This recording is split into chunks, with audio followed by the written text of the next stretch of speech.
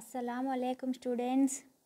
ఇప్పుడు మనము 7వ తరగతి 2వ పాఠమైన అతిథి మర్యాద సెక్షన్ 2 చూద్దాం. దీంట్లో మనము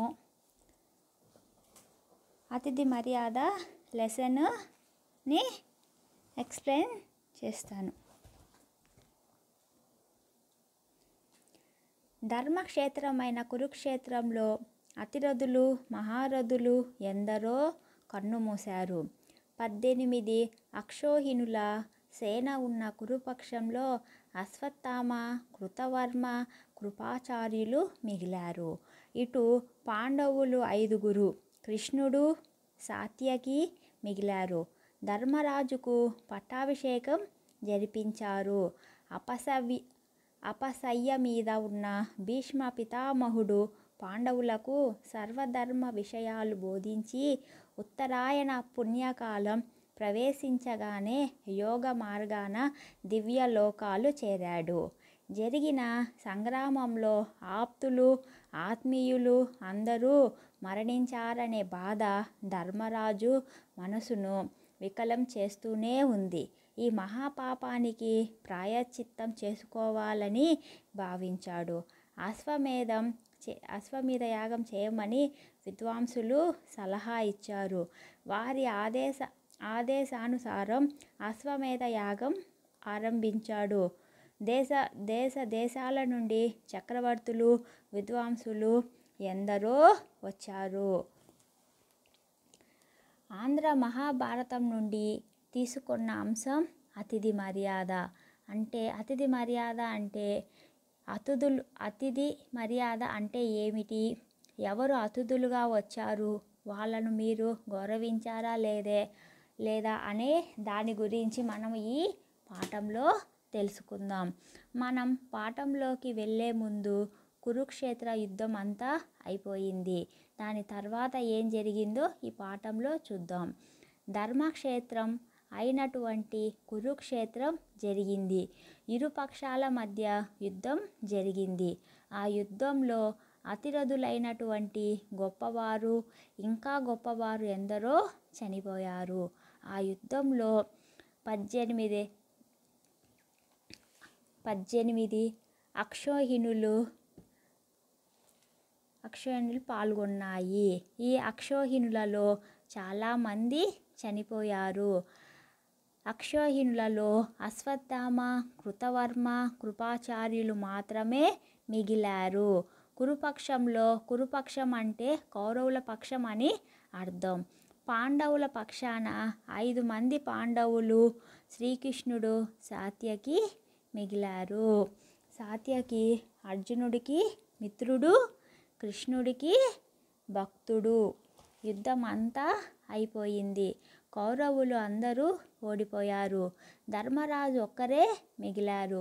ధర్మరాజుకు పట్టాభిషేకం చేశారు. అపసవ్య అంటే ముల్లులు అని అర్థం. అంటే బాణాల విల్లుల మీద ఉన్న పాండవుల తాత భీష్మ పితామహుడు.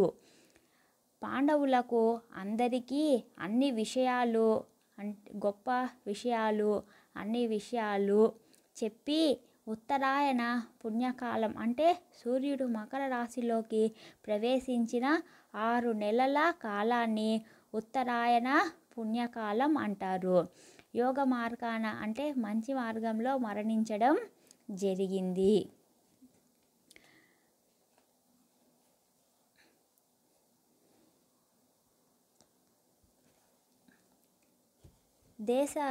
దేశాల నుండి చక్రవర్తులు విద్వాంసులు ఎందరో వచ్చారు. వివిధ నగరాల నుండి జనపదాల నుండి లక్షలాది ప్రజలు ఈ యాగం తిలకించడానికి వస్తున్నారు. చూడవచ్చిన వారందరికీ వస్త్రదానంతో పాటు నిర్విరామంగా అన్నదానం కూడా జరిపించాడు. యోగులైన వారికి సువర్ణ మణి రత్న దానాలు చేశాడు. అక్కడికి వచ్చిన వారిలో సంతృప్తి పడకుండా ఉన్నవాడు ఒక్కడూ లేడు. అలా సర్వజన సంతృప్తి కలిగించిన అశ్వమేధ యాగాన్ని చూసిన దేవతలు పూలవాన కురిపించి ధర్మరాజును అభినందించారు. అలా ఆనందించే సమయంలో ఆ యాగశాల సమీపానికి ఒక ముంగీస వచ్చింది. వారందరూ ఆ శాలలోనికి ముంగీస ఎలా వచ్చింది అని ఆశ్చర్యంతో చూశారు. దీనికి అర్థం, బంధువులు, మిత్రులు, శ్రేయోభిలాషులు అందరూ చనిపోయారనే ఏమిటి నా పరిస్థితి, ఏమిటి ఇది అని ధర్మరాజు చాలా బాధపడ్డాడు. ప్రాయశ్చిత్తం చేసుకోవాలని అనుకున్నాడు. అప్పుడు అశ్వమేధ యాగం చేయమని సలహా ఇచ్చారు విద్వాంసులు. అశ్వమేధ యాగం అంటే ఒక విధమైన యజ్ఞం. దీన్ని రాజులు చేస్తారు. రాజు గుర్రానికి నుదుటి మీద పట్టం కట్టి దాన్ని వదిలేస్తారు. ఆ గుర్రాన్ని ఎవరైనా అడ్డుకుంటే రాజు వచ్చి యుద్ధం చేస్తారు. గుర్రం తిరిగి వచ్చిన భూమి అంతా రాజుదే అవుతుంది అని అర్థం. మనం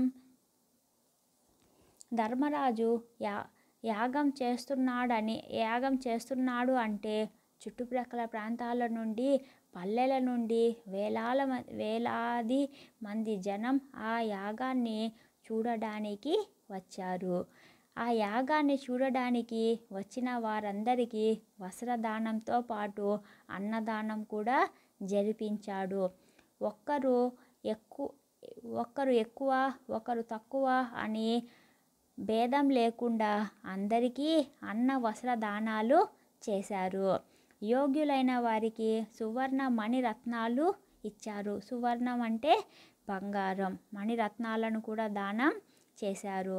అక్కడ వచ్చిన వారు ఎవరూ కూడా అసంతృప్తి చెందకుండా సంతృప్తి చెందిన వారే. లక్షల మంది జనానికి ఎవరు సంతృప్తి చెందకుండా అన్ని ఇచ్చి అన్ని వస్త్ర దానాలు చేశారు.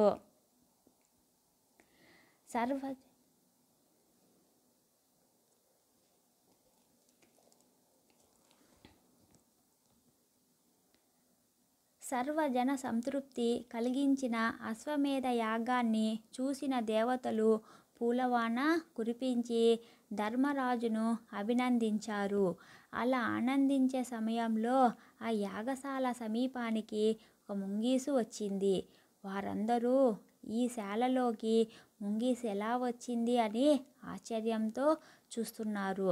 అప్పుడు ముంగీసు నవ్వుతూ, దేవతలు కూడా అభినందించే యాగమా ఇది అని అడిగింది. తెల్లబోయారు అందరూ. దాని శరీరంలో ఒక భాగం బంగారు కాంతి లీనుతుంది, రెండవ భాగం మామూలు చర్మంతో ఉంది.